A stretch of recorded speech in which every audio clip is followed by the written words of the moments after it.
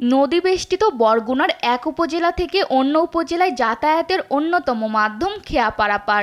পায়রা ও বিষখালী নদী পাড়ি দিয়ে প্রতিদিন লাখো যাত্রী পার হয়। সম্প্রতি এসব নদীর ১৪টি খেয়াঘাট ইজারা দিয়েছে জেলা পরিষদ। এতে যাত্রী প্রতি ২৫% করে ভাড়া বৃদ্ধি করে ২০ টাকার ভাড়া এখন ২৫ টাকা নির্ধারণ করা হয়েছে। এতে ক্ষুব্ধ যাত্রীরা।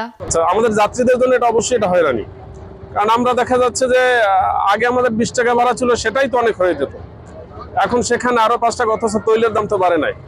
এই জুলুমের বিপরীতে আমরা নিষ্কৃতি চাই, যাতে জনগণের কল্যাণ হয়। ডিসি সাহেব বা জেলা পরিষদের কর্তৃপক্ষ মিললে তারা এই ভাড়াটা নির্ধারণ করছে, তবে এই যে ভাড়া করছে এটা আমাদের সাধারণ জনগণের উপর একটা চাপের সৃষ্টি হয়েছে।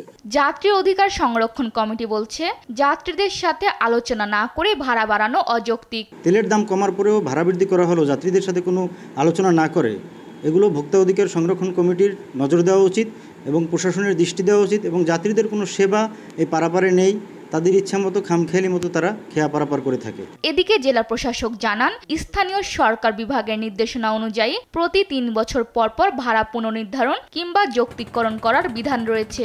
এছাড়াও ৩ বছরের মধ্যে সর্বোচ্চ ইজারা মূল্যের ১০% বৃদ্ধি করে দরপত্র আহ্বানের বিধান থাকায় সবকিছু সমন্বয়